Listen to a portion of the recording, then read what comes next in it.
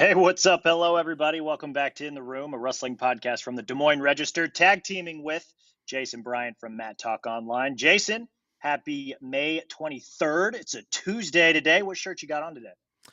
Today, I'm going with the Life University Women's Wrestling Program and the Life hat who? assist, to West Delaware. So I throw a little Iowa in. This is one of my favorite hats. So I don't remember how Coach Voss got it to me. I think I saw it on Twitter and I'm like, dude, I want one. And next thing you know, I sent him the 20, 25 bucks, whatever it was. And yes, I do buy a lot of my gear, by the way, folks. So it's the dad hat. So it's like it's like, I don't like using the trucker because this just fits perfectly. The legacy, like, yeah, I've got a couple styles of this particular hat, but yeah, I rock this one quite frequently in the non-tournament sphere. So this is in my regular rotation. Just off screen, I've probably got about 150 hats above me. But Life University Women's Wrestling head coach Ashley Sword Flavin, I've known her since she was in high school, and she randomly emailed me when I was doing a petition drive back in Virginia when I was year 4 of college, year 4 of 7. Again, I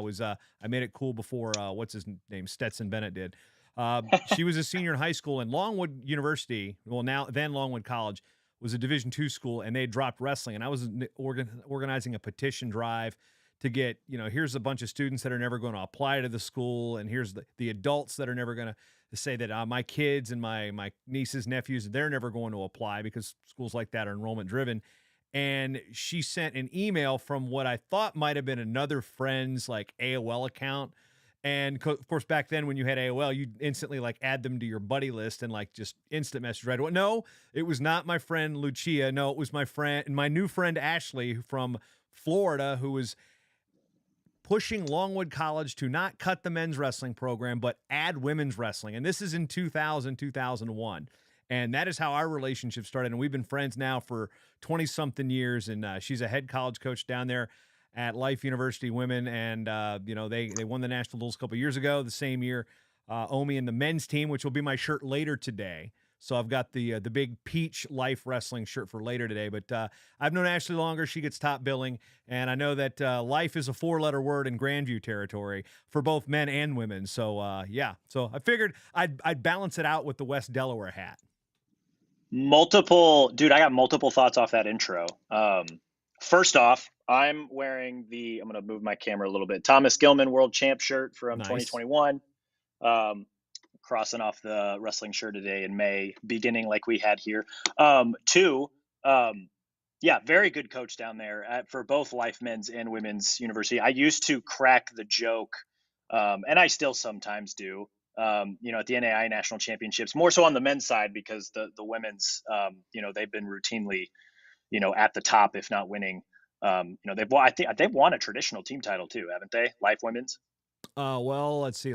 This year was the first year of the official championship, so they've won Official, invitationals. yeah. But yeah, Right. Yeah. But when Grandview would like run away from the field at NAI, like they do virtually every year, I would always try to see like, what's the point differential between Grandview and Life? And it's like, hey, Grandview beat Life by 70 points. We can all hope to, beat Life when we're at our best like that. yeah. Problem is you can't put dad jokes in the headline of the episode title anymore because with me on the show, that's going to be a constant because down there in Marietta, they're all life coaches. This is true. No, I love what they've been doing down there. Obviously Ashley's very, very vocal on social media, so it's very easy to just follow what the Life women are doing. Obviously they've been one of the teams to watch in the NAIA women's sphere. But then also like Omi, he's former Grandview wrestler. LifeU was the team that took down Grandview and ended their streak of 9 in a row. Nobody can seem to win 10 national titles in a row, not even Gable, not even Grandview. But it was just fun to kind of have that Des Moines connection. So I was able to share his story a few years ago. People say that like wrestling, I mean, it's not just like people are saying it. Wrestling's very much growing in the South, and it's really fun to just have both a men's and women's program that are doing very, very well down there for the boys and girls down south who are wrestling really well and don't if they don't want to go very far from home. They got two really, really good options right there at the NAI level. So it's been really fun to kind of watch those two programs jump up. Yeah, we're not going to talk too much NAI wrestling today. After that, we are going to discuss the World Team Trials. the World Team Trials Challenge tournament, where we saw a lot of really good wrestling this weekend. Then we'll touch on a handful of other wrestling things in the media that kind of come to mind. I've got a list like we always do, and we'll see what we get to. But let's start with Cody the is World Team much more Trials, JB. prepared than I am if I were to have to drive the show on it. Like, okay, yeah, I don't, at least I got the text. I don't have a doc. I don't have a Trello board. I don't have an Evernote or a shared, iPhone notes or anything. Just good old fashioned text message, the way mom and dad used to do it. I have yeah, for people who want a little bit of insight, I guess, into how the sausage is made, like every Monday or sometimes Tuesday, I just text JB and I'm like, hey, what's your week look like? We figure out a day, then we figure out what to talk about, where we're just kind of trading, what should we mention? What should we discuss? Like what's kind of the big topic? Obviously today with the World Team Trials Challenge, it's kind of the big topic that we'll start with today. And then we just kind of, riff back and forth, like what are things that happened in the last week? What should we touch on? What are we hoping to get to? What's important? And then we fire this bad boy up and then we go. So who knows where it'll go after we discuss the wrestling from this weekend. But that's where I kind of wanted to start things, man. There was, again, a lot of really, really good wrestling. 3 men's freestyle weights, 4 women's freestyle weights, all 10 Greco weights. Final X matchups are set. We'll look at those here in just a minute. But what were your initial impressions of the World Team Trials Challenge tournament from this past weekend? I still want to pump the brakes on the people that were complaining. Now, again, I realize that in the world of social media and don't reading the comments, where you do read the comments, this is probably the very vocal of minorityist minorities, if that is a term.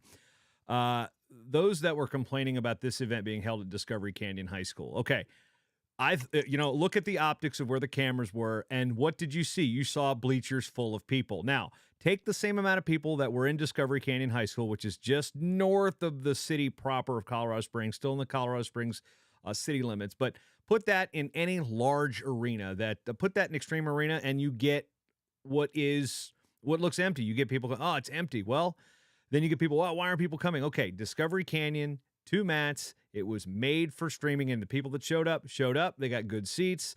I had talked about the technology, as that was one of the 10 years ago when I lived out there, it was one of those next level type of schools. I thought it was a fine facility, at least from a viewing standpoint. You don't get the bells and whistles with the walkouts and the smoke, but this is a qualifying tournament to get to something where you have the bells and whistles. So I thought optically it looked good. It was easy to follow. 2 mats, it's small, it's compact, it's good. You had, the Greco ran the first day. You had the freestyle men and women on the second day. It was really easy viewing. Times were posted pretty easily, and it was just easy watching. Honestly, I thought the crowd was great. And I know that it was smaller than what the US Open was, what Extreme Arena can be for certain events, for, what Final X is presumably going to be in New Jersey. I know that those folks up there love their wrestling and they're going to show out, especially with all 30 weights going to be decided under one roof. But just the camera obviously made for streaming, like you said, the camera didn't pan to the crowd a lot, but in the background when I was looking, I was like, dude, those stands look full. Mm-hmm. That's, and I'm sure there wasn't a ton of people that flew out to Colorado Springs, but there was a handful, right? But just so I'm just assuming that there was a lot of local interest there. Maybe there wasn't. I don't know. Maybe it's still a friends and family sport, as some people say it. So like at the college level, it's mostly a friends and family sport. And, you have the event. You put the venue, in a venue that is fitting for your event. And then, that may be going back to Curtain Gate back in the day when Cale was the head coach at Iowa State about, creating demand, and it's, you create some demand. And now if this tournament actually grows to the point where it becomes a real spectator event, then you can branch out. I think putting it in the Springs is perfect. I think, putting it in a high school is fine. Okay, yeah, these are professional elite athletes. But guess what? Some of these high school gyms we have in the United States, or even right there in Colorado Springs, are bigger than some of the facilities that we've had these international ranking series events in. I mean, I remember the Junior World Championships in Pattaya, Thailand, which Pattaya, that's another side story entirely, was in an open air kind of gym where birds are flying in and crapping on the mat. I mean, it was it was humid. It was, the doors actually didn't close in the facility. I don't think it actually could close up because of, it was a tropical climate there in Thailand. But I mean, it wasn't, for lack of a better term, the place was a dump. And, the place in Trnava was really small. It was cool, but it was compact and it was tight. And here's the thing, you don't necessarily need a 15,000 seat arena for every single wrestling event. So I think this type of event, it's at a high school, get over it. It was fine.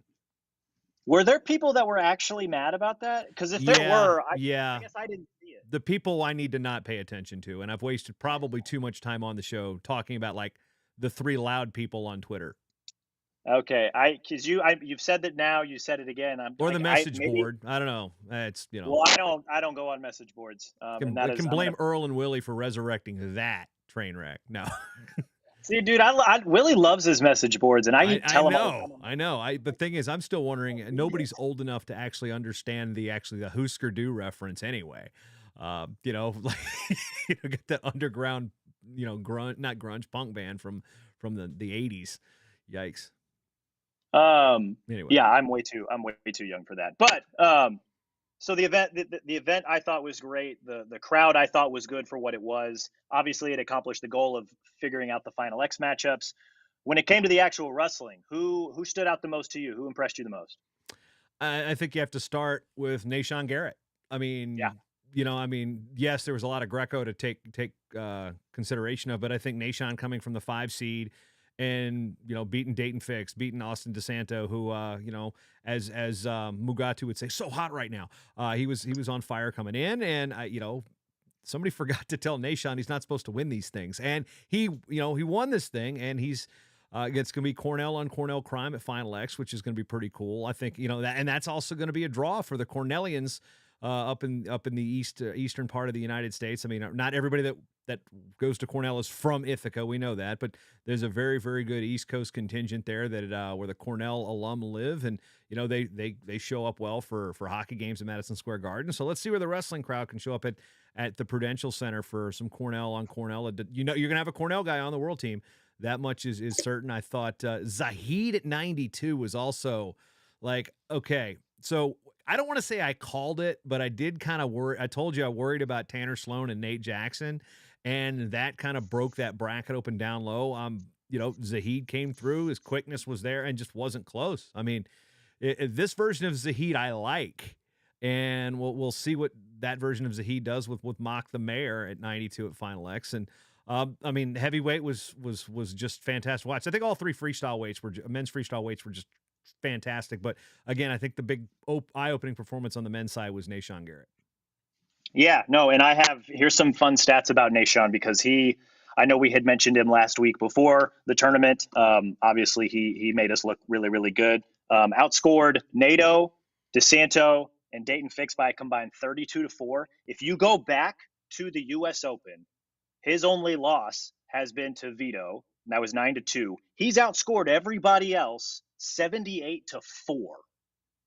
And that includes beating NATO, beating DeSanto, beating Fix, but also, here's who he beat at the Open. Shelton Mack, Cody Brewer, Daniel DeShazer, NATO again. Like, this is as good as we've seen him. And it's interesting. I was talking to Kyvan Gadsden earlier this week, just kind of about, what we kind of thought from the World Team Trials. And he made the point that, Nahshon, I think DeSanto probably over the course of this freestyle season, I suppose, I think DeSanto opened a lot of eyes, showed that this is something that he can do. He had some really good international results. Obviously, he made the finals at the Open. And one of those big results was storming back to beat Nahshon, right? It was one of those I think it was at the Deglin out in France. And so Nahshon got up big. We know that DeSanto has that gas tank where he's going to come the entire 6 minutes. Not sure that Nahshon was maybe in as good a shape, clearly, as he is now. But I mean, that was clearly that type of loss was kind of a wake up call, I thought, for Nahshon. At least that's the idea that kind of Kyvan put in my head. And, that's something that he learned from because he was up big enough to where, he nearly tech falled DeSanto back when they wrestled initially. This time he gets up big again, right? He's up 8-0 within the first minute, and he has the wherewithal to go get that final takedown and win the match and just put it away. Because we all know when you're up in freestyle, when you're up big and you have an opportunity to go get that technical fall, you got to do it. Nahshon was able to do that this time. He looked really, really good. I'm really excited to see what kind of adjustments he makes before he wrestles Vito at Final X. Shout out to Cornell, right? Because Johnny's also waiting in Final X. So it'll be kind of fun to see Hey, Cornell could have two guys on the world team for, this could be a really fun little stretch for them after their stellar performance at NCAAs. But yeah, no, I'm really glad you brought up Nashawn. He was They've also impressive got at a the guy U.S. named Dake too. He's a Cornell guy. Yeah, I guess that's three. He's a Nittany Lion now. Like, it's kind of like, yeah, he's Cornell, but it's also, like, I think the same thing about Kyle Snyder. Like, yeah, he went to Ohio State, but he's at Nittany Lion now. So it's just, I need to rewire my brain to remember that It's where these guys went because to you college. think like, oh, that's who they're you tie the club now with where they're at instead of like most of our college fans just do what I did. Nah, Dake's Cornell. College is the end of that. That's the end all be all. You know, For a Snyder's lot of always going to people. be a Buckeye. Although Gilman may be the exception, the Hawkeye faithful have kind of like cast him to pasture. Based on Gilmanisms. So who knows? There's a lot of people that are still kind of hurt about that, like Iowa fans, but there's also a lot of Iowa fans who are like, yeah, like he's like, they're happy that he's doing well. Gilman and I are the same age. Like, I'm happy he's doing well. Like, clearly he's figured something out since he made that move. Weird flex, but hey, me and Kakinov are the same age, so I'm slightly older. We're both 43. Did So. you wrestle him when you guys were both in high school? Because Gilman and I, there were times when he came down to Kansas City because he was Dear really God, good friends with our no. club coach. Yeah. So okay, so yeah, Gilman and I like used to wrestle back when we were like middle school, high school. Like, once a week he'd come down to Kansas City. We'd scrap for a week, and this is kind of funny. The first time we wrestled, it was really even. We were probably in like seventh grade, or I was in seventh grade, he was in sixth grade, or something like that, and it was even. And then the next year he came back and just laid it on me. And that was one of the first times where I was like, there are levels to this game, and I am not making those same jumps. So you're telling me you peaked in 7th grade? Wrestling wise, yes. Yeah, okay, probably. gotcha. Yeah, I wasn't even wrestling in 7th grade. I mean, you can say you wrestled a world champ. Best guy I ever wrestled was a guy named Andre Elliott. I think he was a state champ, and my state runner up in my first ever wrestling match. He came to the tournament looking for our starter because it was the only guy in the area he hadn't beaten. And he gets me. And I'm wearing my state wrestling tournament shirt to the Bethel Open because it's an open tournament. I've been practicing like 2 practices. I weigh in at 208. Man, I'd love to weigh 208 again. And of course, I'm the kid who goes and talks to his opponent before the match and was like, hey, how long have you been wrestling? Forever? Oh, man. He goes, hey, turn around. And there's a finger in my back. And like I said, I'm wearing a state tournament shirt. There I am. Oh, how'd you do? I was 3rd this year. I was 2nd last year. Crap. So yeah, Andre Elliott, Northampton High School, Eastern Shore. I made it about 2.5 minutes because apparently coach before the match told him to go easy on me. So that's my scrap. Other than, I did actually practice with an Olympic champ when I was at the training center. Steve Frazier grabbed me one day and goes, hey, let's pummel. I'm like, oh, this is 50-some years old. And he's just boom, boom, beating the crap out of me and just tying up. Jeez. Yeah, I was not good at this. I'm good at what I do here because I sucked at that. The one thing I love about wrestling podcasts is they can easily devolve into guys remembering dudes podcasts. And there is no better example of that than 1, what we just did, but 2, virtually every wrestling podcast known to man. Nashawn looked great at 61. Wanted to give a shout out to Nate Jackson and Eric Schultz at 92. They both lost in the first round, wrestled all the way back. Nate ended up beating Schultz for 3rd. But yeah, real impressed with Zahid. Also at heavyweight, Mason Paris looked great, but I was also really impressed with Wyatt Hendrickson. I know he ended up 4th. That semi was nasty. That was amazing. That was awesome. And we shouldn't be super surprised because Hendrickson has had age level success, and obviously he was a terror in the folk style season. But I mean, that was kind of like, all right, like this dude, he's here, he's legit. This is going to be he's got a long freestyle career ahead of him after what we've seen the last, especially this past weekend. Like he's good, man. We knew that, but like, hell yeah, he's good. I mean, the thing is to rehash that match is just like I remember. I was like, I had clicked off of it. I think I was coming back from the zoo with my daughters, and I was watching in the car. Thankfully, my wife drove because I walked around the zoo with my kids for 2 hours, and I'm sitting there watching. And we get there. There's the break, and then I think we were getting into the car. It was like something I was watching. I was like looking away, and I had the earbud in, and next thing I'm like, and I'm looking at the Discord, and I hear or message board. I was checking the boards, and I hear, holy Paris. And so I pulled it back up or no, Holy Hendrickson or something like that. And I went back and looked. It's like, and then of course there's a delay, so I get back and I actually caught it right as the sequence started. I'm like, no, no, he's out. No, he's still going. He's still going. He's still okay. And then they rolled it back, but it was like, okay, rolling the big man around like that.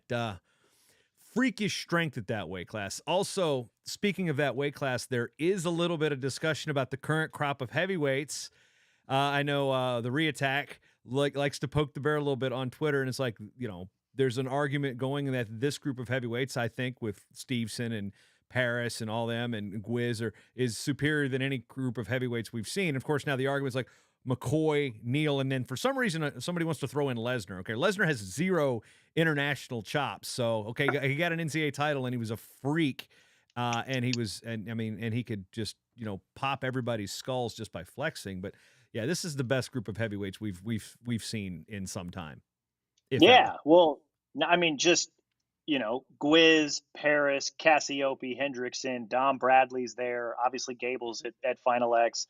And there are so many other heavyweights that have had age level success. Zach Elam, Junior World Silver. Who else? Greg Kirkfleet at Cadet World. He was Cadet World medalist. I mean, just Ty go up Walls and down. Was back and forth between weights. He just hung him up. Great dude, by the way. Really got a chance to know Ty when he's wrestling at Virginia Tech with my Virginia Tech show. But that guy, he's got age group world medals too. And talking about some of the best weight classes. I mean, most athletic, dynamic. I mean, guys that learned how to wrestle. Not, let's go back in time to my I don't want to say my least favorite heavyweight, but the guy that personified a very boring era in heavyweights was John Lockhart from Illinois, whose full name was John Lockhart in overtime. I mean, he went in an overtime with a refrigerator once and won the toss. So, that era of heavyweight, long gone. We've got, active, mobile, aggressive, fun to watch heavyweights. I mean, heavyweights are going to shoot and score. I love it. Yeah. Final thought on here before we move to the women's freestyle. When it comes to the heavyweights, I've had this conversation with Cassiope a few different times, and he's not one to talk too much about things like this, but I could tell he kind of gave this idea some serious thought. You go back probably a decade ago, 10, 15 years ago, something like that. Guys of this size, like these heavyweight wrestlers, are probably playing football. Even a handful of the 97 pounders who kind of float between 92 and 97 kilos when it comes to freestyle, they're probably all playing football. They're really good defensive linemen. They're really good, middle linebackers, guys who can like play in the A gap. And we probably don't see them on the wrestling mat. For whatever reason, wrestling is popular enough, and especially the heavyweights are far more popular enough that people, I think, appreciate really, really good heavyweight wrestling now because they wrestle, a little bit more like the little guys. And so now we're seeing these amazing athletes. We're seeing guys bulk into heavyweight because they're not afraid to just get bigger now. But also, like, we're just seeing really tremendous athletes. And we're seeing it now still at the high school level. There's a lot of really, really good heavyweight wrestlers or guys that will eventually become heavyweights when they get to college who, a Ben Keeter, a Nick Feldman. 10, 15 years ago, those guys probably specifically play football, and we don't get to see them on the wrestling mat. So just kind of adds to the idea that, like, this is really, really cool time to be watching heavyweights collegiately, heavyweights when it comes to the senior level, all the age level stuff through USA Wrestling. We as wrestling fans, I think, should really take the time to appreciate the amount of talent at the heavyweight level, on the mats nowadays at all levels. It's been really, really fun to watch. Yeah, and in heavyweights internationally, like if Mian Lopez would have been born in the United States, he'd have been playing middle linebacker for your Kansas City Chiefs at some point. I mean, geez, that guy's like Hall of Fame athletic ability in anything he chose to do, and it was Greco-Roman wrestling. So, yikes! Think about that guy coming at you if you've got a football coming through the hole. I don't want to. He's like 3 times of me. He's exactly 3 years younger than me, so I will always know exactly how old he is. I think the UWW headline for his story during the Tokyo Olympics was "Too big to fail," and I was just like, "Yep, that sounds about right." Women's freestyle. Yeah, shout out to Olenowski for that one. I believe he was the writer on that one. Women's freestyle, 4 weights: 55, 59, 68, 76. I mean, we probably got to start with 76, right? Because Adeline Gray looked amazing, fantastic, incredible. What word do you use to describe it? Because I don't think those do it justice. Almost back to form. I still think she's a half a step behind where she thinks she would be. Got behind early against Kylie Welker, but seasoned, crafty veteran. You get, that takedown, her single leg, there it's like that little standing sweep where she, that high single is like effective, and it doesn't look as quick as it actually is, and effective. And then, knows her leverage, knows her angles, got down. And then as soon as you saw her with a leg in her arms, you're like, uh-oh. And I think Kylie Walker also went, uh-oh, because once that lace hit up, she didn't end the match with the lace, but pretty much got it to where, now, kid, you're going to have to come after me. I am still the queen of this weight class until it's, I'm not on the world team for somebody beating me out for the spot. So now she gets to go with Kennedy Blades again. But yeah, we were wondering how much a month would help. I think, how much is another 3 or 4 weeks going to help going into Final X? I guess it's probably closer to 2.5, 3 weeks. But, that's she's close to being back to form. I still don't think she thinks she's 100%. I'd say she's probably 80, 85. Whereas at the Open, she might have been 60, 65. I think there was a tremendous return to form there. And, sometimes you got to be smarter, work smarter, not harder. Bruce Baumgartner said that. It's like, in his 30s, trying to compete like he did when he was 22 just didn't work anymore. Granted, he didn't actually give birth, except for maybe those gigantic boulders that he calls shoulders. But, Big Bruce, talked about smarter, not harder. And that's a weight class where it's, again, smarter, not harder, regardless of if you're a man or a woman. There's a lot more bodies to move when you're an upper weight. So, again, I think she's crafty. She's smart. She's got good coaches around her. She knows exactly how to wrestle her match and prepare and plan. And she had more time to do it this time. And I think another couple weeks. And Kennedy Blades is going to have to be very, very, very aware that sometimes, age is better than youth just based on that experience factor. Yeah, I kind of like you were alluding to with Adeline at the Open. You could tell the more reps she got, the more comfortable she looked, the more confident she became, and obviously we saw a totally different Adeline this past weekend than we did with the Open. Makes me excited to see what are her and Blades going to do, right? Because Blades, super young, super athletic, freakish speed, freakish strength. Adeline Gray, the grizzled veteran, she's been there, she's done that. And she's, like you mentioned, a few more weeks to just kind of relax, reevaluate. Now she only has to focus on one wrestler, right? Like at the U.S. Open, she had to go through Marilyn Deedy, Kimber, Guilford, Russell Blades in the finals. This past weekend, Skylar Grote, Kylie Welker, Diamond again. Now she's got 2.5 weeks to scheme up some sort of game plan for just one wrestler. I wonder how much that will help Adeline Gray when it comes to seeing how she does at Final X. And at the same time, Kennedy Blades gets the same thing, right? Like she didn't have to wrestle last weekend. She's also got Mark Perry in her corner, who has been fantastic when it comes to coaching women's wrestling the last few years. There's a lot to like about that matchup. We'll touch on more on the Final X matchups here coming up, but outside of Adeline Gray, who else from the women's freestyle side impressed you this weekend? Well, I was I wouldn't sticking with the 76. This didn't impress me, but again, it was the Diamond Guilford situation again. So this time Adeline got up big, wasn't pressured, didn't fall behind, but Diamond almost did it again in the semis against Makoyed, and it was just like, wait, you're up 9-0, and you got 2 cautions again with like a minute to go, and it was like, oh no, please. And she did take a shot, got and fought with front headlock positions and fighting Makoyed's attacks, but it was like, oh boy, you almost you could see it developing, like, oh no, not again. And it didn't happen again. And then that was, I guess, kind of a sigh of relief, I think, for every wrestling fan. It's just like, oh, thankfully she didn't get DQ'd out of that match. I mean, she held on to win. Jakara Winchester looking pretty sharp. Did win, got a fall in a tie match in the semis. And then Jen Page in a spot to where, her and Michaela Beck, that's going to be one of those matches that I think it's a coin toss. I think it's going to go 3.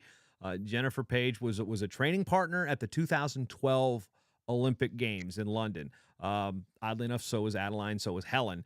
So there's a lot of, veterans that have been around the scene. And Jen, again, she's got a junior world medal or 2, I believe. And she has been, just right there. And it'd be, that's a weight class where I'm not going to be upset if either wrestler wins. I'm jumping ahead to Final X, but I think Jen Page wrestled well. Emma Bruntel beats a very good Alex Glaude and gets a shot at Final X. Again, Emma's somebody who's come back from, repeated injuries and decided to focus strictly on, training at the training center, not going back to the collegiate wrestling. Granted, it is freestyle. It's not like you've got to focus on freestyle there, but, seeing a fresh Emma Bruntel is going to cause some problems there too. So, feisty, fiery, student of the game. These are things I think every single winner at the challenge tournament is going to provide a really, really good Final X matchup too. So I think, again, I said last week that 76 and everybody else, we spent more time talking on 76, but I don't see that. I didn't think there was a single bad performance by any of the champions by any stretch of the imagination. And, Jakara, when she gets that, again, happy Joe Rao, hungry, happy eating Joe Rao is fun to watch. Happy boogie down Jakara Winchester is so much fun to watch. So, when she is having fun, she's going to win medals. No doubt. And I wanted to give a specific shout out to Jen Page and Emma Bruntel, because I know when guys switch weights in such a short amount of time, like Zahid did, right? Bumping up, we tend to make a little bit of a bigger deal about it. Two women switched weights, right? Jen Page went from the 62 kilo U.S. Open finals, dropped to 59, won the World Team Trials. Now she's going to Final X. Emma Bruntel got to the finals of the U.S. Open, lost to Macy Kilty, right? That was at 65, bumps up to 68 and wins the World Team Trials. Like those are not insignificant weight bumps either. And they both looked really, really good in doing it. Emma went tech, outscored her opponents, 32-2. Jen Page, again, looked really, really good down at 59 kilos. Now they're both going to Final X after not being able to secure those spots at the U.S. Open. We make a huge deal out of guys bumping weights, whether it's up or down in a short amount of time. Wanted to give the women their due as well, because that's impressive, right? That's impressive. Not just that they were able to do that and still perform at a high level, but just the fact that I didn't get what I wanted to hear. What's the next best thing? I need to bump up. I need to bump down. I have a short amount of time to do it and be comfortable doing it. And, now they're both going to Final X. And I thought that was really, really impressive. Obviously, they're both really two talented, high-level wrestlers. But that's a hard thing to do. And I know that we would be making a much bigger deal about it if they were two guys that did it. So I wanted to make sure that we gave them their due for doing it as women, because it is still, we're talking the second best country in the world over the last quad. And they have navigated their way to the final step of the senior world team trials process. So thought that was great. I would what say about hats Greco? off, but my hairline's terrible. So what about Greco? What'd you think? Interesting. There's some names that are coming back that have made previous teams before, and then there's veteran. Of course we know there's veterans here, but I mean, just going out of this, I mean, again, we circle the old dudes, we circle the Kakinovs, we circle the Pat Smiths, the Minnesota one. We know Ildar Hafizov, and I mean, just there's not a whole lot of surprises here, if that is a thing, but there's an opportunity for people to emerge. I think Zach Branigal coming out of this weight class at 87 to make Final X. Okay, Illinois RTC. We know Brian Medlin knows his stuff. Kuhn and Longendijk. I mean, we got two just bruising heavyweights. I mean, Donnie Longendijk once, White Bear Lake High School, Minnesota, once bagged my wife's groceries at the Cub Foods in White Bear Lake as a White Bear Lake Wrestling fundraiser the summer he won Fargo. So that's awesome. Interesting story there. Yeah, he gets sick of that story because it's really the only story I have other than the joke I made when he was at the D3 Nationals. I said he grew up in Vadnais Heights, but he went to White Bear Lake. Go Bears. See if you can catch that movie reference. Speaking of Minnesota, Ryan Epps, Division III representing Augsburg Augie. He wins it at 82, beating Ben Provisor, who's, you want to talk about grizzled veteran and old dudes. Yeah, I mean, of course, Ben's, still a decade younger than I am, but it's like, we've got a youth movement meeting the old, the old guard here. And there's a lot of names that don't jump off the page that you hear if you're just flipping through it, just looking, going, but I mean, okay, what Dalton Duffield, is it your time now? I mean, you were good at the age groups. You gave the college wrestling a go. You've been focusing on Greco. Is it your time to step up here? Alex Sancho, okay. You've got back to the point where you're going to challenge for a team again, but Pat Smith, these are guys that I almost don't want to say anything stupid more than I've already said, because I really lack the insight right now on Greco, because I really don't know the state of the program. So I'm curious, the training situations, the what's going on in the Springs, the relationship with Army WCAP. I'm really kind of honestly, rather than say anything more that doesn't make sense in word salad, I just want to sit back and wonder what the hell is going to go on with Greco. How are we going to come out of this cycle after all the changeover we've had, and see, is there going to be any stability in the program? Are we going to have some guys win some matches? I mean, yeah, winning medals is great. Let's win some freaking matches first. That's the thing. We can't be the draw like when you see and be like, all right, cool, we got Ecuador. Other people see the U.S. Oh, cool, it's Greco. We got the U.S. When do we see Sweden next? We got to be a threat. We won the world championship in 2007. We can do it. It's just what's going to happen. We're in a real state of transition that we know. And again, I just kind of want to sit back and observe what's going to happen here. Although you do kind of root for the old dude. Although Kamal Bey is a tall order for Kakinov. But yeah, I am older, but he is in by a couple months. But he is in much, much better shape. Yeah. No, he looked impressive, just like he looked impressive at the Open. It was nice to see Alejandro Sancho get back after obviously a dispiriting performance at the U.S. Open, mostly because he went down to Joel Adams. But nice to see Adam Kuhn continue to wrestle at a really high level. Excited for Dalton Duffield. Excited, really, I mean, you mentioned the Army WCAP looked really, really good just collectively at the World Team Trials. Excited to kind of see what that means for Final X, because I know that there's just going to be a lot of WCAP representatives there. So really excited to kind of see what happens. I'm with you for the most part. I just kind of want to sit back and relax, and maybe this is where we bring in Timmy Hands to really kind of break down the ins and outs for us about what it'll mean moving forward. So I know in recent months, just based on what I've been reading, that he's been encouraged or at least excited about some of the prospects that are going on. So looking forward to kind of seeing what he thinks ahead of Final X. Speaking of Final X, the matchups are set, all 10 weights for all three styles. What are you most looking forward to? Well, funny you mentioned that. Let me think. There's 30 weights, right? So all 30, because yeah, I'm on the microphone. And that's the one thing that I love about it. So what I love about Final X and just like the finals situations, like we just sat here and basically admitted that our Greco knowledge is not where it should be, or it's harder to follow. We know that. What I love about these situations is when you've got the freestyle fans that are there and say there's a lull and all of a sudden there's a big toss. There's an athlete that gets on fire, and then all of a sudden these guys will have more fans, and they're like, yes, internationally they go over, and the Greco is last in these Eastern European countries when we have the Worlds and such over there. It was last at the European Championships in Croatia. I mean, there more people showed up for Greco than they did for freestyle. So, when they travel internationally, they're used to actually having people cheer for them. Here in the United States, a little different. So, I'm excited for the Greco side of this to kind of put a cherry on top of again, the word salad that tastes really, really bland is, look in the matchups again. Happy Joe Rao, be a fan favorite.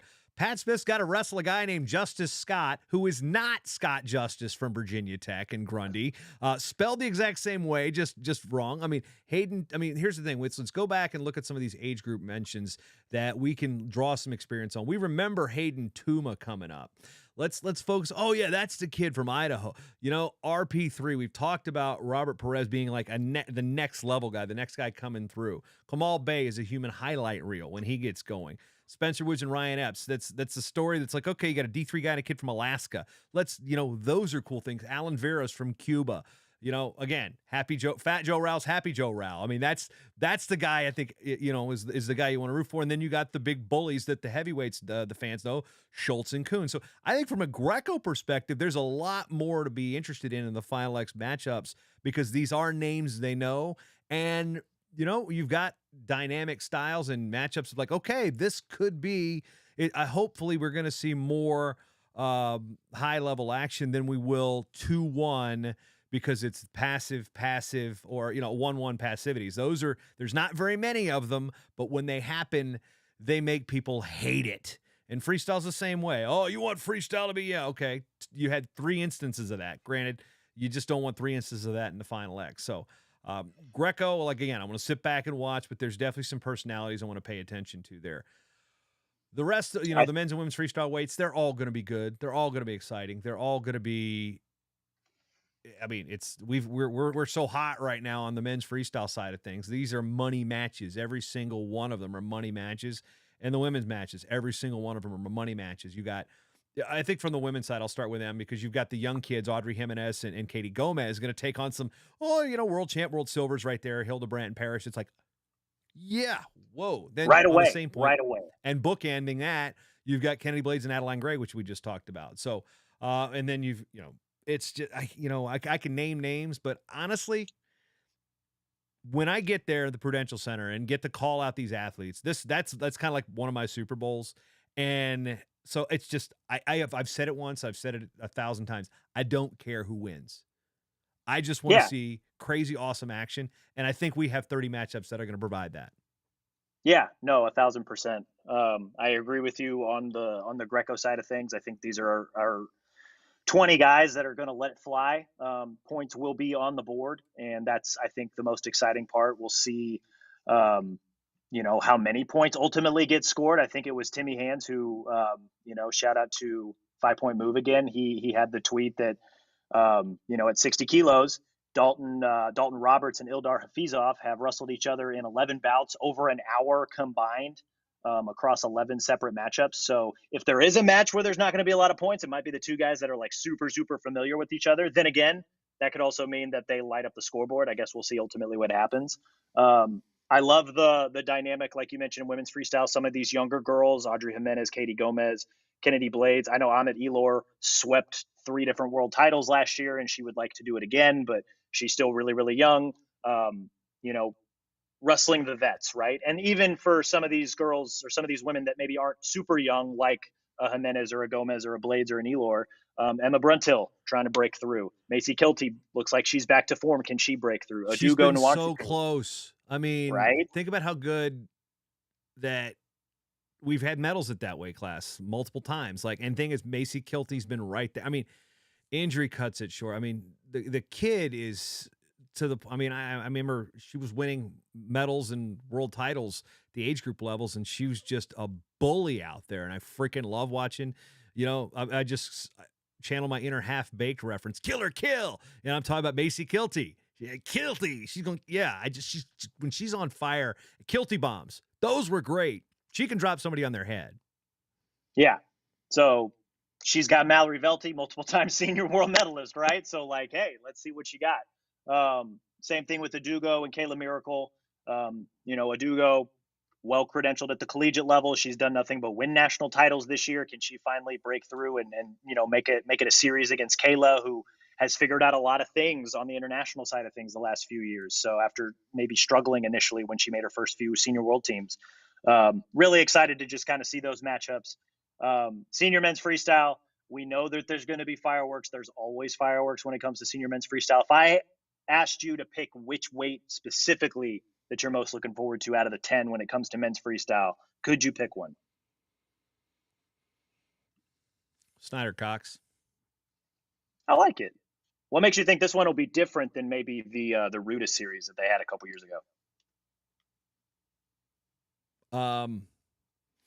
Well, for lack of trying, I'm not trying to sound disrespectful, but I want to see where fat happy Jaden Cox is, because we know Joe Raska. We've got a very, very, very thick Jaden Cox right now, and I'm curious on what that's going to bring. A little different look to the party than he has with Kyle Snyder before. So I mean, sadly, we missed out on the trials in 21. With what happened there, we did see, we saw the Rudis trial series, but I mean, that's, the day before NCAAs. I mean, what was on the line there? This is something a little different on the line. There's eventual, world qualification, Olympic qualification on the line here for the country. So, and setting yourself up for the Olympic trial. A lot more on the line here than that, the event that was awesome. The super match event was awesome with Rudis, but nothing was on the line in terms of, Yeah. tangible things. So that's one. And that's probably the one at 92, Machiavello and Valencia. I mean, I know it's a non-Olympic weight, but I just think that one of those guys is going to make a team, the senior level, and represent the United States. That's going to be a cool story for them. That's exciting. The David Taylor, Aaron Brooks dynamic, I think, is going to be exciting. I know David Taylor's kind of the dude, but very clearly Aaron Brooks has been the dude at the age level. And Clearly he is making strides when it comes to senior level competition as well. Excited to see Dake Nolf. I know Dake has taken it to him the last few times they've wrestled. I am really, really excited for Zane Tyler Berger. Tyler Berger looked great at the U.S. Open. I know Zane finally figured it out, I guess, when it came to international stuff at last year's World Championships, just went on a tear to make the finals. I'm really just kind of curious to see where Berger stacks up there. Can he make it interesting? I thought he looked really good at the Open. How does he handle? I feel like Zane at 70, just bigger, stronger than, trying to suck down to 65. And that may have played a role into why he has looked really, really good at 70 kilos. So can Berger find a way to crack that? Can he make a series out of it? Obviously, we touched on the All Cornell 61 final. Yanni Nick Lee is going to be exciting. Man, it's going to be fun. It's going to be fun. June 10th cannot get here fast enough. Any other final thoughts on World Team Trials Challenge, upcoming Final X, things of that nature? Not just the research begins. I mean, it's not a whole lot of extra research that goes in for, 60 athletes that, World Championships, I've got about 900 to research, but it's going to be good. I've talked to Brian Hazard already. We're on the microphone there at Prudential Center again. If you're not planning to go, change your mind and go. Okay, this is a first class This is a first class facility. It is a championship facility. Dylan Wanagale, the guy that's big time responsible about bringing this event to the Prudential Center. It's a great facility. There's good space underneath. The athletes are going to be really, really well taken care of down there. And then there's not a bad spot in the house. Giant video boards. This is a great sound system. So I'm really excited for this facility to get a high level event like this, because they are going to make a push for the NCAA championships at this building eventually, I think on the next bid cycle. But this is a guy, Dylan Wanagale, has done time and time again, tried to put wrestling on these main event type of arenas. Madison Square Garden, there's no bigger arena in the world in terms of prestige than that place. And he brought wrestling there multiple times. Now he's doing it across the river in Jersey at an NHL arena that's got the biggest indoor video boards for a hockey-sized arena in the world. So there's not going to be a bad viewing experience here. So if you've got it, and it's a one day, it's going to be a long day. And then, of course, you got the Beat the Streets stuff tied to it. So there's going to be the Beat the Streets, fundraiser gala kind of stuff with it. And, second straight year, it's not on a Thursday. We're wrestling. We're not in the middle of the week or on a weekend. So get up there. I know my East Coast friends, typically 3 hours is a little far to go. Here in the Midwest, 6 hours, hop in the car and go. So, you got mass transit there. You got the cars, you got the horns, you got the turnpike, what exit? Let's go. Let's get there. Yeah.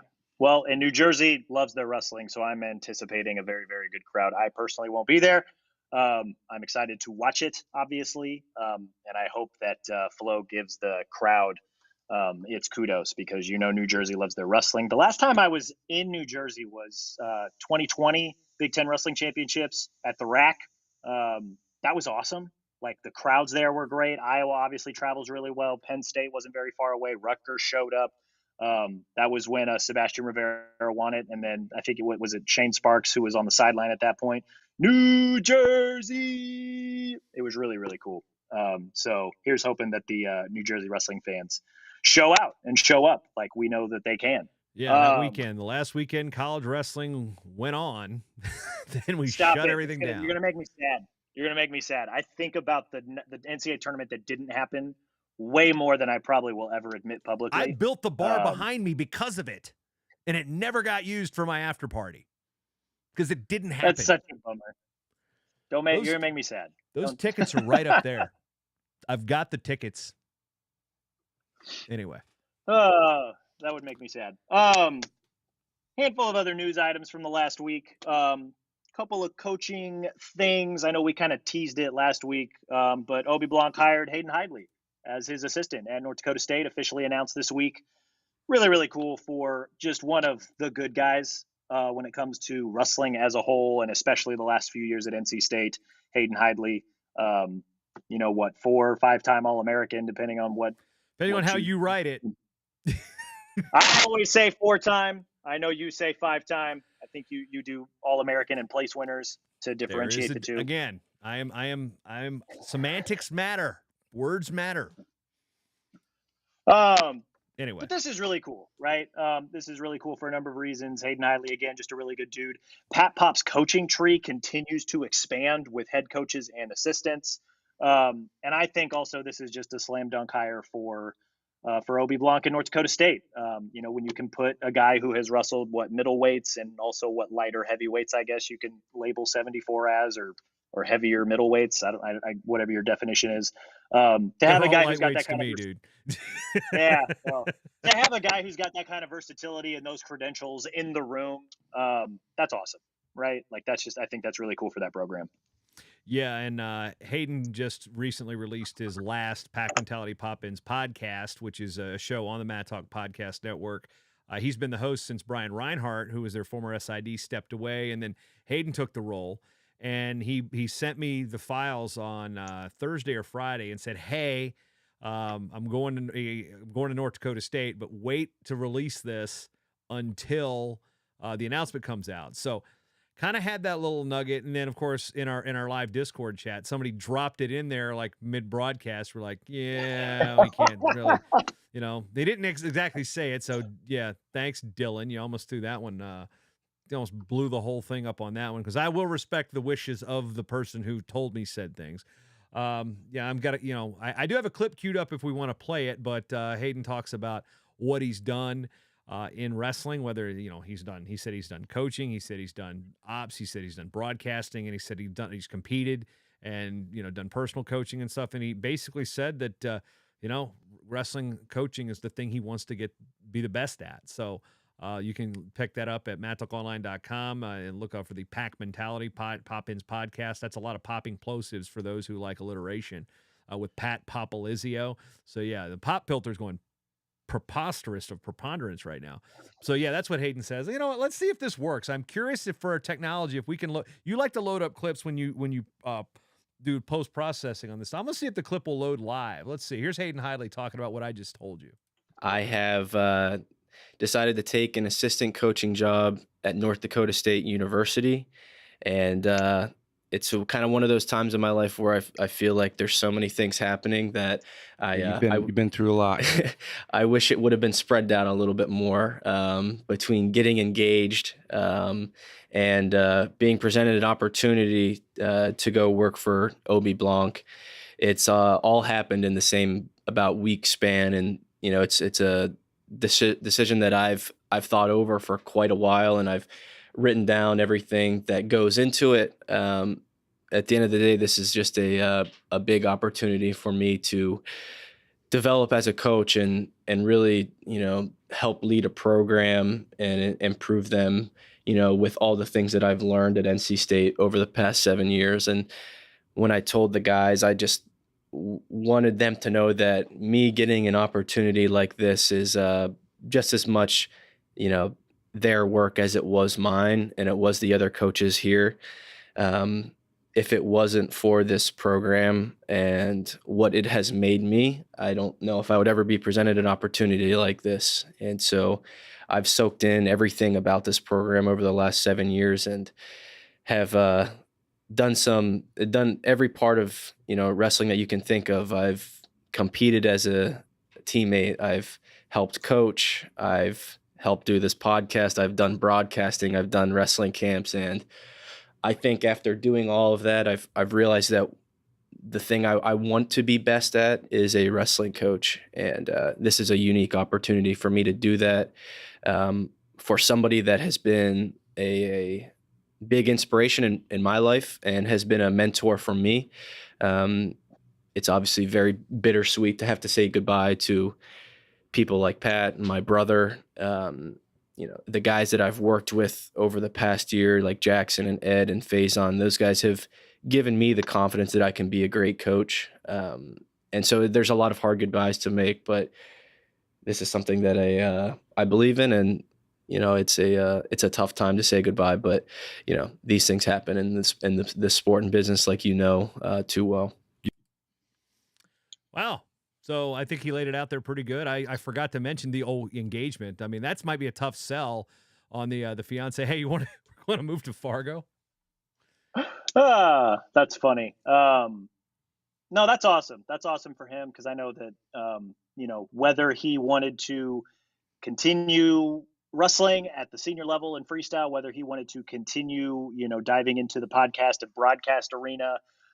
Ultimately, he decided to be a coach. No matter which way he would have ultimately decided to go, I feel like he would have been successful at it. So, as somebody who is currently in the podcast realm, I'm excited he is not going to kick my tail in that realm and that he went to go coach. But I'm also equally as excited for North Dakota State athletes, for Obi Blanc to add a guy like this to his program. I think it's only good things are going to come from this. So also shout out to, I want to give a shout out to North Dakota State and Fargo because of the chocolate milk. If you know, you know. Love that. Love the chocolate milk there at campus in North Dakota State. Yeah, which dorm specifically? I don't know. And the more I think about it, the more it's probably because you just got done weighing in, you had a meal card, you get to go eat. The chocolate milk probably tastes better than it normally does because you just got done making weight. But I don't care. That's every kid that I talk to knows that the chocolate milk up in Fargo is the best chocolate milk on the planet. So yeah, even as somebody who doesn't deal with lactose very well, I'm gonna concur. Yeah, I will make everybody miserable around me for a couple hours because that chocolate milk is pretty tasty. Now, I do remember when we stayed in the dining halls. Well, we didn't stay in the dining hall. I spent a lot of time in the dining hall, but we stayed in the dorms, and not the ones my niece and nephew stayed in either. We stayed there, and again, it was the first year I went out. It was a sweat box. I mean, you didn't have to worry about losing weight. All you had to do was go into the bathroom, and you'd have to do your business. You just drop 10 pounds just standing there. It was so hot, no AC in those dorms. But yeah, we remember one day we had the tater tots. The next day we had tater tot casserole. It was like, wait a minute, we know what they're doing back there. So a little lunch lady land out there. But yeah, Fargo, I think this will be my 23rd in a row if I'm not mistaken coming up. But yeah, Fargo, and he texts me, he goes, well, any advice? I'm like, well, he said he's already gotten underground parking, so that's a check, and parkas. But I said layering. It's not, you don't need a big coat. You just need a couple little coats on top of it and gloves. Snowblower, but he's got an apartment, doesn't got to plow anything, so we're good there. So Fargo in the wintertime is not a place I really want to endure. I still haven't been out there. I think November is the coldest I've been out there. I went and did an interview with Bucky Maughan and then covered a Tech North Dakota State match, and of course did the interview at the turf because when you interview Bucky Maughan, you interview him at the turf. Because he's the mayor of Fargo, but yeah. So the chocolate milk, I can attest to that. I mean, I remember that. I remember those days. Granted, I was a young media professional. I would say professional in air quotes there, but yeah, early in my career, 19 years old, got an extra ticket to Fargo, and that's how that all began. But yeah, I was definitely some kids were probably my age, and I was sitting there, on dorm duty. That really worked. Every kid got out that night. I think everybody got out and broke curfew that night when I was on duty, but. Those are other Fargo stories we can tell when we get to that week. Other coaching moves, news. Sam Schuyler from Iowa State officially joined the Cyclone coaching staff as a graduate assistant. He recently joined the Cyclone Regional Training Center, so having him on as a grad assistant, he has that. I mean, that's a dude that went from Buffalo to Iowa State and just completely jumped levels. I thought he was All-American caliber this year at heavyweight, at a very deep heavyweight field. Ultimately reached the blood round and lost to Trent Hilger, who's pretty good, right? Multiple time All-American caliber good. But yeah, Sam Schuyler was right there. So there you go. 4. I don't know why I said there you go and pointed. It's a podcast. I should probably. We do have the video component. If you are listening to In the Room, this is streamed live. We don't really give you much notice on when it is because sometimes we try to go early today and then Cody's running behind on a story he was working on. And so I was like, all right, let's play the so basically we had a 15-minute loop of this one song before we actually went live. So that's what you got there. But yeah, so if you happen to be watching, yeah, I held up my fingers and went 4 like the 4 horsemen. I think I've got the sound to go with that. Yeah, do I? Yes. Woo! There we go. I got that one. I'm still working on what's the word I'm looking for? Integrating the sound effects to our live production because this is only our second live recording of this show as we continue on. But yeah, the sight gags don't really work on the audio side of things. Yeah. So Trent Hilger, 5-time All-American in JB's world, 3-time place winner, I suppose, in my world. So yeah, however you want to do that. Anyway, Sam Schuyler joining grad assistant for Iowa State. This is also really good because they, um, when it comes to heavyweight, I think it was Younger Bastida posted on his Instagram that he is officially bumping up. I know this was something that Kevin Dresser, Iowa State's coach, had alluded to a couple years ago, that, a guy like Younger with his just natural strength, his speed, his technique, if you bulk him up the right way, he could be a force at heavyweight just with how quick he's able to move. And obviously the guy is freakishly strong when it comes to some of his, just the techniques that he's able to hit. So they're going to trust Ben Durbin, the strength coach, to bulk him into heavyweight. Obviously, he's going to leave a hole at 97, so kind of curious to see what the Cyclones will do there. But keeping Sam in the room, I think, will help a guy like Younger adjust to heavyweight. It's also just going to help with other young guys in the room. I know Nate Schoen's there, Xavier Bruning's there. So you keep a guy like Sam around, who obviously bought into the system that Iowa State has in place, and it helped him tremendously. Nothing but good things. So that's exciting there for Iowa State. Other coaching news, Maryland coach Alex Clemson, this is a couple weeks old now, agrees to an extension, a 5-year contract extension. Another one of the good guys in the sport, who is clearly, I think, at least laying the groundwork for what's going to be a pretty good Maryland team here, I think, sooner rather than later. They have shown signs that some of their younger guys are ready to come in and wrestle at a really high level right away. And they've still got some other guys that I think are going to start joining the lineup here before too much longer. And, I'm not saying that they could be like a top echelon Big Ten team, but no reason to think that they can't be one of those really entertaining teams and, start putting some guys pretty deep into the NCAA tournament, perhaps even on the podium here before too much longer. What do you think of the Clemson hire, or extension, I suppose? Well, one, I think it's your Missouri bias showing through considerably, because Clemson.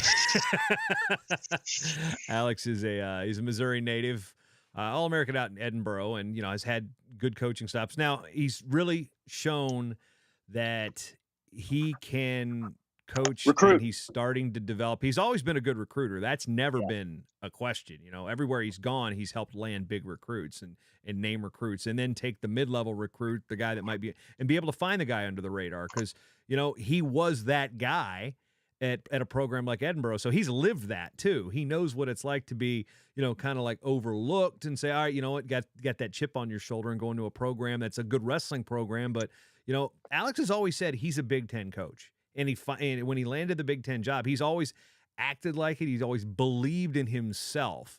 And I think that is where a lot of the belief and the turnaround is coming from, is when you have somebody that believes in themselves leading you, whether it's an athlete, but this is a younger coach. I mean, he's not that much younger than I am, but it's a younger coach in the landscape of college athletics, and a fiery coach, a guy that's not afraid to get into an official's ear. I know a lot of officials, they've told me such.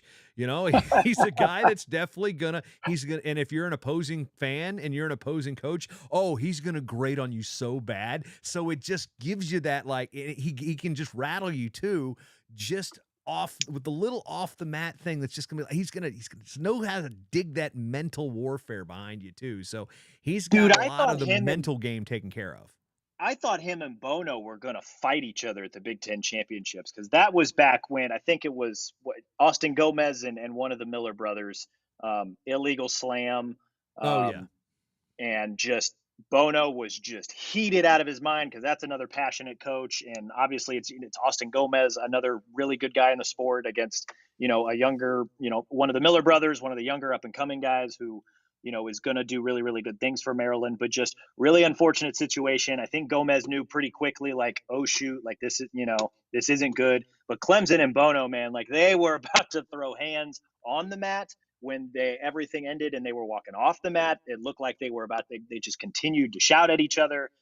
Ultimately, cooler heads prevailed and things were fine. But both of those guys, especially Clemson, I think that was the first time I had seen it up close, that, like, okay, this is a guy that's going to go to war for his guys. And if you're a wrestler in that room, in that program with a guy like that, that's the type of guy that you run through a wall for. So, I'm glad he's sticking around in the Big Ten. I'm excited to see what he continues to do with a Maryland program that, maybe not quite sleeping giant, but I feel like there's always been an opportunity there for Maryland to have a competitive program And Well, they Clemson, I did think, pop into the top 25 this year. They had that big win over Pitt to start the year, and they kind of rode that for a couple weeks. Got upset. Maybe it was a little bit of a, I don't want to say premature because I do coordinate the coaches poll, but again, they got that ranking. They carried it, and again, Maryland had been ranked in a very long time, so it was a statement dual meet win. It showed that we're ready to compete with a top 10 team at a dual meet, and looking at the dual meet standings in the Big Ten are always very, very deceptive because you can be ninth in the Big Ten standings and be 12-0 in non-conference action, blowing everybody away. I mean, again, it is the premier conference in college wrestling, and when you've got to go through 8-9 dual meets a year against, you're 1-7 in the conference, and you're what, 13-7 overall. I mean, it's and you could be ranked, you could be ninth in the conference and like 12th in the country in terms of dual meet rankings. So it's hyper competitive, and you got those guys that are finishing 8th and 9th or in the play-in tournament, for lack of a better term, for the extra bids in the Big Ten conference tournament, sitting there in the blood round. So I mean, again, top 10 in the Big Ten, you've got a really good shot of being top 10 in the country. Yeah, no doubt. So excited to see that he's sticking around in Maryland, and excited to see what he continues to do with that program. Other notes that I had kind of in my notebook, I suppose. Pennsylvania finally added high school girls wrestling officially. I believe they're number 39 nationally, so closing in on all 50. About damn time, right? Yeah. And it's so weird to know that Arkansas beat both Iowa and Pennsylvania to sanctioning girls high school wrestling, and Arkansas didn't even have boys high school wrestling until like 2007. So, but the way Pennsylvania and the PIAA set out the way to get it done, okay, here's your path, and they wasted no time. And my former coworker Pat Tossi, he was with the NWCA. He's now with the Penn Manor School District as their athletics director. Athletics director. He was big with boots on the ground with Sanction PA, as was John Mitchell in Lancaster. Brooke Zumas, I've known Brooke since, 2005, 2006-ish. She's grew up around wrestling and was a Lehigh alum. She was very, very pivotal in helping get all of this Sanction PA stuff going on. And, it was special when we saw the 100 team hit, and because that was their benchmark. They needed 100 sanctioned high school teams to say, okay, then we can put this up for a vote. And not surprisingly, the vote was unanimous. So, and what I also like about where this is all coming from, it's like the Beat the Streets programs, and then there's the city schools, like in Lancaster where I used to live. They've got all those kids. It's not just like the wrestling powers that have sanctioned it. I mean, it's like the J.P. McCaskies of the world, like the city schools in Lancaster that don't really have much wrestling tradition. That we're on board with this. Of course, you got your Lehigh Valley teams, your Parklands and such, your Eastons, and you've got the power athletes from those schools because older brother might have wrestled or they were in the kids club growing up, and now there's going to be the high school teams for all these girls to be like, yep. I always joke that nobody says my grandma wrestled. Well, now you have just uncorked one of the best high school wrestling proving grounds on the boys' side. Now for the girls, you think the coaching that Pennsylvania is just going to be that different? I mean, you've got all these great coaches in Pennsylvania, which is a lot. Iowa's the very same way when you got all those college athletes that stick around and coach and teach. Pennsylvania, very similar. So they go back and they're teaching. And you know what? You've got the other half of the population to teach now, and it's not going to take them very long to be right there, like in Fargo, with the Challenge in the Californias of the world, who've had the girls wrestling tree a lot longer than Pennsylvania has. But won't take PA long. And congratulations to everybody that had a hand in that. I know I'm forgetting some names, and not mean to short anybody, but I know those individuals have had a lot to do with it in the PIAA for laying out the roadmap. And here's the thing: the patience of people not just getting all mad and rabble-rousing because it wasn't, okay, we have a policy. They stuck to the policy, and they followed the policy to do it, and they did it quick, which is also a blueprint for every other state in the country to say, hey, whoever's left, look, Pennsylvania gave you this benchmark. They did it. And then, then you get your Arkansas of the world that didn't have wrestling, over a decade ago. They did it. There is no excuse for any state in this country not to have boys and girls wrestling sanctioned. Yeah. I always revert back to the Terry Steiner quote.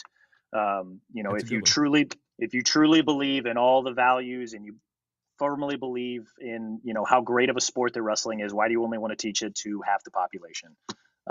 It's exciting that Pennsylvania is finally on board a year after Iowa finally jumped on board. I know that their battles to get high school girls wrestling officially added as an official sport, different but similar. Pennsylvania had a plan. Iowa didn't really have a plan. They just really wanted to make enough noise and kind of show that this thing was coming, whether or not the girls' union liked it or not. Iowa's also super unique in that there's 2 different high school governing bodies, only state in the country that I believe has that. So that just made things a little bit more difficult. But similar to, Pennsylvania, Iowa figured out a way to create enough noise that the girls' union simply couldn't ignore it anymore, and they got to it quick. Pennsylvania, obviously, they said what they had to do, and those, the folks on the ground went to work immediately and got it done. So I'm excited that, back-to-back years, these 2 wrestling-rich states have finally joined the cause. And if Iowa is any sort of indication about what could potentially happen in Pennsylvania, right? Pennsylvania girls are going to be coming. They're going to be coming quick because Iowa, the summer before the first official Iowa girls high school wrestling season, Iowa won the 16U team title at the national championships in Fargo last summer, which was really exciting. First time that's ever happened. They had 8 All-Americans. They had a national champion, Molly Allen, had a finalist in Skylar Slade, who at the time was an 8th grader. That's in Iowa. Like, Pennsylvania is just as good, just as talent rich. How long is it going to be before we see Pennsylvania girls going to Fargo and just whipping a bunch of tail? I feel like we already see a handful of them at, say, like the women's national championships. We've probably already seen a handful of them at Fargo the last couple years. It won't be long now before they join the likes of Iowa and Washington and Texas and California and, these other girls wrestling superpower states. Which is really exciting because we obviously know how good the boys are when it comes to Pennsylvania wrestling. Really excited about that. One of the last things I had on my list, our guy Rich Perry got some love from the New York Times. Believe it was, see if I can pull up the author here. I might butcher the name. Jerry Longman from the New York Times. Long profile of Rich Perry. After his accident that quite literally almost took his life, and obviously detailed his return to the mat in various capacities. Just really, really cool when wrestling gets a platform like the New York Times or a platform like, other major media news outlets like this. And is there any other better guy or better story to share than that of Rich Perry and everything he's been through the last few years? I mean, phenomenally written story, but I'm sure you can relate to this too. When you have a story as great as that, you just, as the journalist that puts the story together, you just kind of step out of the way and let the story tell itself, right? And I felt like Jerry Longman did that here in the New York Times, and just really awesome story on Rich Perry. And I'm really glad that it got the platform that a New York Times provides to be able to share it with more of the masses, especially coming up on an Olympic year, just driving more interest into the sport before it gets to the biggest stage that the sport has to offer. Yeah, and Richard was a great story without the accident going in. I mean, this is a guy that was, Connecticut guy. I mean, to hear him tell the story about why he chose Bloomsburg, it's because Sacred Heart didn't recruit him because, it's like, I want to go to the school that beat Sacred Heart the worst last year. And he looked up, I think that the story he told was, I think they beat Sacred Heart 41-6 or something. So he goes, I'm going to go to Bloomsburg. And, it was a high seed at Nationals one year, never hit the podium at the NCAAs, got upset. But then, again, the things were overcomer. That's what they call, he's like, I'm going to overcome this. Then, Cale Sanderson's comeback began at the Northeast Regionals in 2011.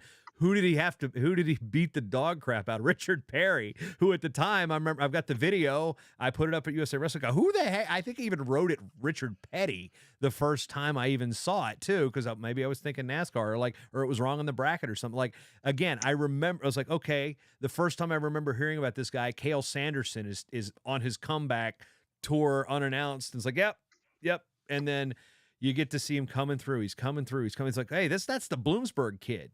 And then all of a sudden, he's on the cusp of potentially making. I mean, his college accolades aren't there, but his desire, his drive, his determination. I mean, like, he was talked about. The coaches say he was the most coachable guy they've ever seen. He just the leaps and jumps he was making, and then the freak accident that happens at what's supposed to be a fun thing, and overcomer yet again. I mean, he could not be walking. He could have been still in a bed somewhere. I mean, the fact that he's standing up talking is nothing short of a miracle right there, let alone, there was a video when he went to the training center one time, and he's running with the team warming up, and I'm like, it's like I cry when the ending of All Dogs Go to Heaven, when Helen Maroulis was on the podium at the Olympics, and I'm not afraid to admit it, but that's one of those things when I remember seeing that video, I'm like, the cutting of the onions, like, I'm not crying, you're crying. Yeah. Like, this is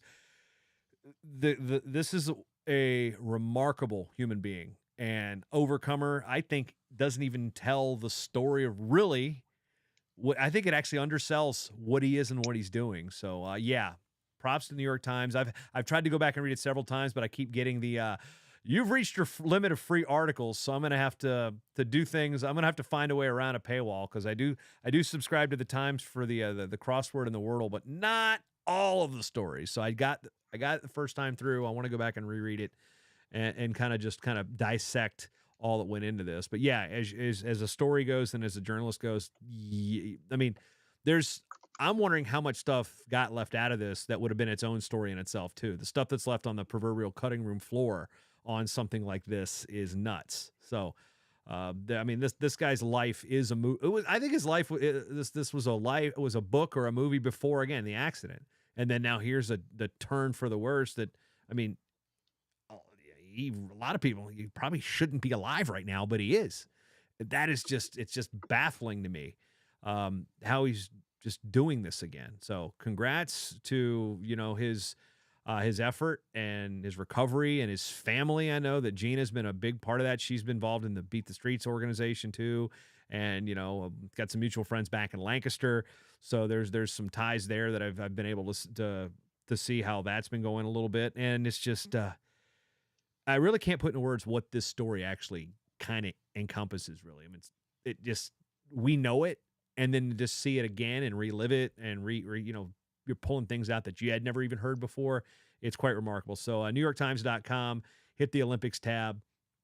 Worth your read. It was in the newsletter, but check out. We'll probably have to retweet this. We'll probably retweet it when the show's over. Why not? So let's see. Let's see. Copy, paste. Let's do it right now. Let's do some bad podcasting. Twitter, paste. I'm just gonna paste the link because that's all you need to do. Do it. I like to do is like read. Period. Boom. I will put a link to the story in the show notes. So if you're listening to the audio version, be sure to scroll down there and click on it yourself.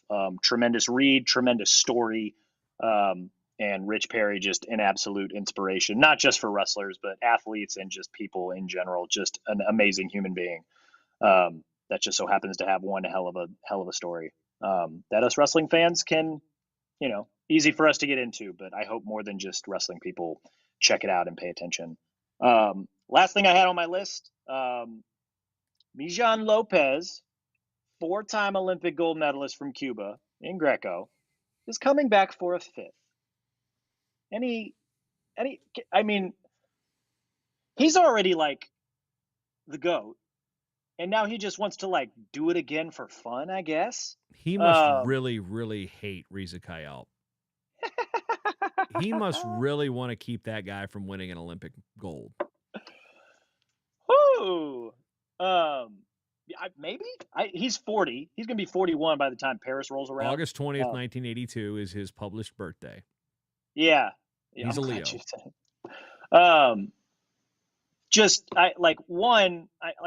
This is probably a dumb question because he's done it 4 times already, but can he do it again? And 2, what would it mean? Who is going to turn him? Who is going to push him out of bounds? He's I don't know. The most massive. I mean, he's not the biggest man I've ever, but he's the biggest man in that weight class. I mean, Deli Lu was 6'8" from China, but he wasn't I gave Lopez a shirt one year. We were at the World Championships in Moscow. This is before Wrestling Shirt a Day. I took a bunch of shirts over to kind of offload out of my collection. So at one point, I think I think it was Reza Yazdani was walking around wearing a University of Great Falls shirt that I'd given him. And then here comes Lopez walking down the elevator. I think he was walking down the elevator. No, he's coming down the elevator. He's got one of the Bucknell wrestling shirts that I gave him because I had a bunch of 2Xs, and of course he's not going to fit into a 1X. There you go, And I see him walking around. I take a picture of it, and I send it to Dave Hoffman, who's coaching at Bucknell at the time. I go, who's that? He goes, it's a X-time world champion And Lopez hopping us. Got any eligibility left? So